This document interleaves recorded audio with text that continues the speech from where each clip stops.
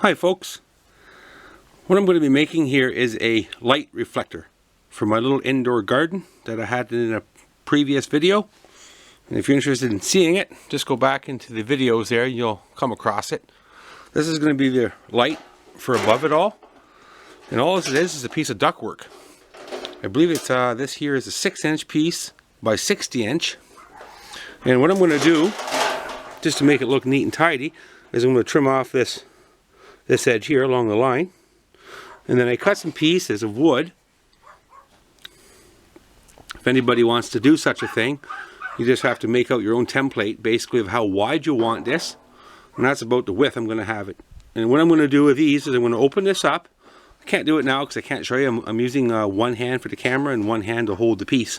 So basically what these pieces do is they're going to go at each end, open up this here, and they'll go in there, and then I'll screw it down on the top side, make some holes, drill some holes, and I'm going to put one at each end, and I'm going to put one in the middle. Then I'll be mounting some lights inside of here. It makes for a really nice reflective material, so the light will shine downward. So as I'm coming along with this, I'll do some video clips so everybody can see basically the process on how it's coming along and get a better idea what it's going to look like. Okay, well the reflector's somewhat to a finished point. You can see the shape of it.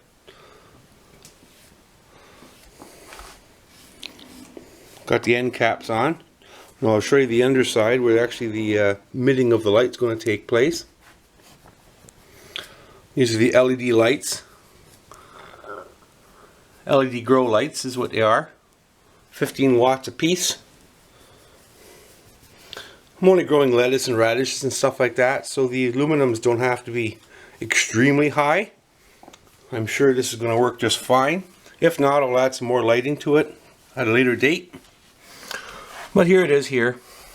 And all I did realistically was just caulk with some of this flexo caulking. I actually have a video of that caulking. It's really, really good caulking. A little bit pricey, but really good caulking. And there it is. All I have left to do is basically drill my hole and run my power cord to supply the LED lighting with its recommended power. These lights here, you can see it's slid down. They just sit in there. So once it's in place, it's not going to slide like that by itself.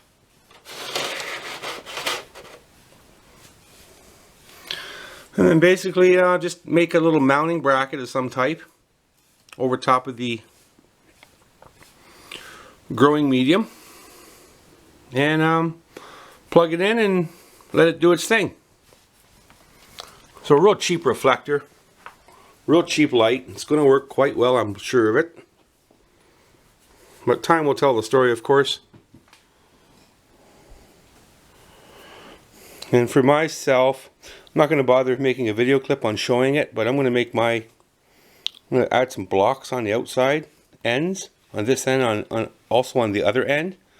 And it's going to slide on a pole up and down. So whoever else would want to use such a thing, I'm sure their mounting will be a little bit different. That's why I'm not going to worry about showing it. I didn't actually measure it, but let me do that. I have a measuring tape right here, the width of it.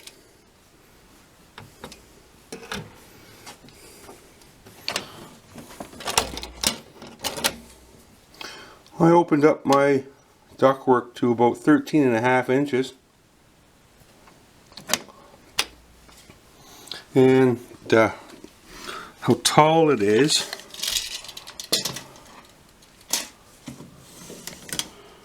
It is 58 inches.